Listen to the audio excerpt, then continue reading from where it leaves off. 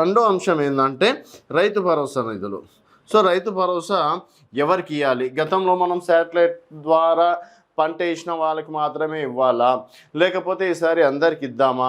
ఎందుకంటే శాటిలైట్ అనేది ఇప్పటికీ పాసిబుల్ అవ్వట్లేదు. అది ఎవరికి నిజంగా ఎవరు పంట వేసిండ్రు, ఎవరు పంట వేయలేదు, అట్లీస్ట్ ఎవరు పొలాలు ఉన్నాయన్న దానికైతే చూడొచ్చు. కానీ రియల్ ఎస్టేట్ అవి అనేది రేరా ఉంది కాబట్టి ఆల్రెడీ కొంతవరకు చాలా వరకు ఏంటంటే కొండలు, గుట్టలు, చెరువులు, రాళ్ళు, రప్పల దగ్గర మాత్రం ఇవ్వట్లేదు. గతంలో కూడా చాలా జాగ్రత్తలు పడ్డారు. ఈసారి అంతో ఇంతో జాగ్రత్తలు పడి సరే ఒక 10% అన్న నిధులు ఇవ్వకుండా ఓన్లీ రైతులకు మాత్రమే ఇచ్చే అవకాశాలు అయితే స్పష్టంగా కనిపిస్తున్నాయి. కానీ రైతు భరోసా నిధులు ఎప్పుడు ఇస్తారు? సో మనకేమన్నారు, మున్సిపల్ ఎలక్షన్స్ అయిపోవడంతో అంటే 17-18వ తేదీ నాడు ఇచ్చేస్తామని చెప్పేసి రేవంత్ రెడ్డి గారే చెప్పడం అనేది జరిగింది. తీరా చూస్తే రైతు భరోసా సరే 20వ తారీఖు వరకు డిస్టర్బ్ చేయదు. ఎందుకంటే కొన్ని చోట్ల చైర్మన్ కావచ్చు, వైస్ చైర్మన్ ఎన్నుకోవడంలో కాంగ్రెస్ బీఆర్ఎస్ మధ్యలో ఎంత ఇష్యూ అయిందనేది అందరూ చూసినాము. సో దానివల్ల సరే ఏమంటారు ఇవ్వలేదు అనుకుందాం. సో ఈరోజు దాదాపుగా 23వ తేదీ వచ్చింది. సో క్యాబినెట్ నడుస్తుంది. మరి ఈ రోజు వరకు కూడా రైతు భరోసా ఇవ్వలేదు. దీనికి సంబంధించి ఇటు హరీష్ రావు గారు కావచ్చు, ఈరోజు కవిత గారు కావచ్చు, తర్వాత బీజేపీ కావచ్చు, ప్రతి ఒక్కరికి ప్రశ్నిస్తున్నారు.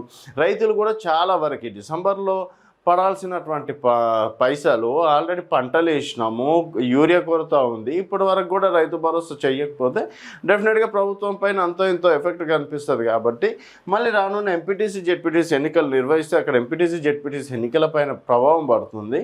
అందుకని రైతు భరోసా వేసేద్దాం అనే ప్లానింగ్లో ఉన్నారు. దాదాపుగా 9,000 కోట్లు ఆల్రెడీ ఆర్థిక శాఖ దగ్గర ఉన్నాయని చెప్పేసి గతంలో ప్రకటించారు. ఇప్పుడు తీరా చూస్తే పైసల కొరత కొంతవరకు ఉన్నట్లు కూడా తెలుస్తుందని చెప్పేసి అంటున్నారు. మళ్ళీ పైసల కొరత అంటే మాత్రం అక్కడ జనాలు ఊరుకోరు. ఎందుకంటే 5,000 కోట్లు పెట్టి గాంధీ విగ్రహం పెట్టడానికి ఛాయిస్ ఉంది, పైసలు ఉంటాయి, కానీ రైతు భరోసా ఇవ్వడానికి పైసలు ఉండవా అన్నట్టు కూడా ప్రభుత్వం నుంచి వ్యతిరేకత వస్తుంది. ఆల్రెడీ 3 నెలలు అయిపోయింది వీళ్ళు ఇవ్వాల్సింది. ఇంకొక 3 నెలలు అయితే మళ్ళీ రైతు భరోసా ఇంకొక 6,000 ఇవ్వాల్సిందే కదా. ఎటు బ్యాలెన్స్ చేయలేక ప్రభుత్వానికి ఒక తలనొప్పిగా మారింది. అందుకని చెప్పేసి రేపు జూన్ జూలై వస్తే మళ్ళీ 6,000 రూపాయలు ఇవ్వాలి పంటకి.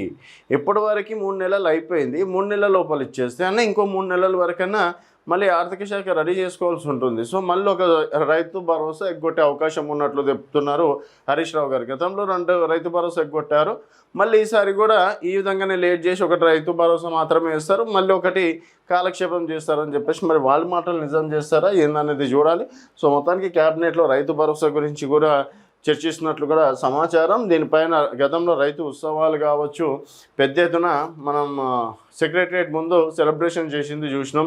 ప్రతి ఊర్లలో రైతు వేదికల ద్వారా ఆ టైంకి సెలబ్రేషన్స్ చేసింది కూడా చూసినాం, పాలాభిషేకాలు చేసింది కూడా చూసినాం. మరి ఈసారి కూడా పాలాభిషేకాలు ఇవన్నీ చేస్తారా లేదా అనేది చూడాల్సిన విషయం.